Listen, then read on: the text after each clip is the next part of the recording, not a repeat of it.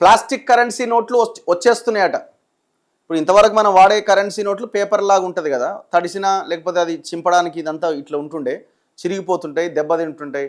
మనం ఆ చిరిగిపోయిన నోటు తీసుకెళ్తే అది తీసుకోడు, రకరకాలుగా ఉంటుండే. అయితే ఇప్పుడు ప్లాస్టిక్ నోట్లు వస్తున్నాయట. ప్లాస్టిక్, మరి ఇదేం ప్లాస్టికో, ఏ టైప్ ఆఫ్ ప్లాస్టికో ఇది. ప్లాస్టిక్ కరెన్సీ నోట్లు వచ్చేస్తున్నాయి. తడిసినా మడత పెట్టినా అవి దెబ్బతినవట, చిరిగిపోవట. నకిలీ నోట్లకు చెక్ పెట్టేలా ప్రత్యేక భద్రతా ఫీచర్లు, ఎక్కువ కాలం మన్నిక, ముద్రణ వ్యయం కూడా ఆదా, అంటే ప్రింటింగ్ ఖర్చు కూడా తగ్గుతుందట ప్రతిసారి ప్రింట్ చేయకుండా. ఇప్పటికే కసరత్తు ముమ్మరం చేసిన రిజర్వ్ బ్యాంక్ తొలుత ప్రయోగాత్మకంగా 10 రూపాయలు 20 రూపాయల నోట్లట.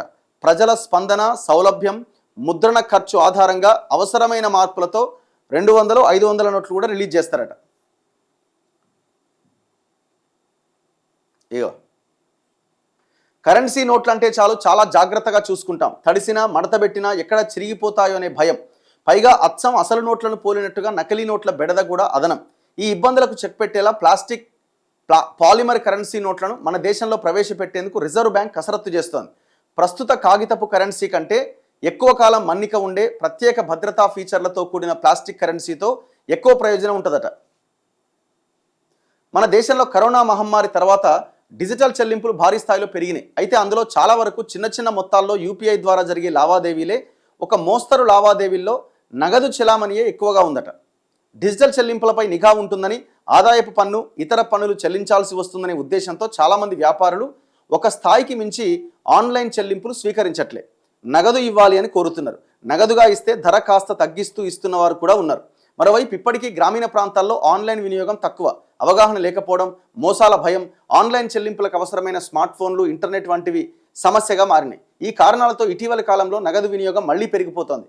రిజర్వ్ బ్యాంక్ గణాంకాల ప్రకారం 2025-26 ఆర్థిక సంవత్సరం చివరి నాటికి దేశంలో 42,86,000 కోట్ల విలువైన కరెన్సీ నోట్లు చెలామణిలో ఉన్నాయి.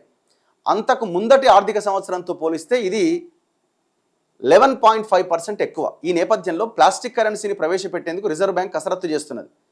ఇప్పుడు ఈ నోట్ల రద్దు ఇది అన్నింటి తర్వాత కూడా ఈ డిజిటల్ చెల్లింపుల మీద ఫోకస్ పెరిగింది. ఎంత పెరిగినా మళ్ళీ రాను మళ్ళీ నగదుకే, ఈ లిక్విడ్ క్యాష్ వైపే వెళ్తున్నారు జనం.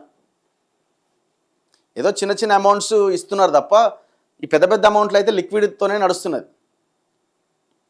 రిజర్వ్ బ్యాంక్ దేశంలో ఏటా పాతబడిన, చిరిగిన కరెన్సీ నోట్లను ధ్వంసం చేస్తుందట. వాటి స్థానంలో కొత్త నోట్లు ముద్రించి విడుదల చేస్తూ ఉంటుంది. ఇలా 2023-24లో నోట్ల ముద్రణకే 5,101 కోట్లు ఖర్చు అయినాయట ఒక్క సంవత్సరంలో. 5,000 crores ఓన్లీ ప్రింటింగ్కే. 24-25కి వచ్చేసరికి ఆ ఖర్చు కాస్త 6,377 కోట్లకు పెరిగిందట. కారణం ఏంటంటే పెరుగుతున్న ముడి పదార్థాల ధరలతో ఈ ఖర్చు మరింత పెరుగుతున్నది. ఇటీవల పట్నా, ముంబైలో నిర్వహించిన 2 బోర్డు సమావేశాల్లో ఆర్బీఐ అధికారులు ఈ ప్లాస్టిక్ కరెన్సీని ప్రవేశపెట్టే అంశంపై చర్చించారట. తొలుత ప్రయోగాత్మకంగా 10 రూపాయలు 20 రూపాయల ప్లాస్టిక్ కరెన్సీ నోట్లు విడుదల చేయాలని భావిస్తున్నారు. ప్రజల స్పందన, సౌలభ్యం, ముద్రణ ఖర్చు ఆధారంగా అవసరమైన మార్పులతో 200, 500 నోట్లు కూడా విడుదల చేసే అవకాశం ఉందట. చూడాలి మరి ఏం జరుగుతుంది అనేది. చలో నెక్స్ట్.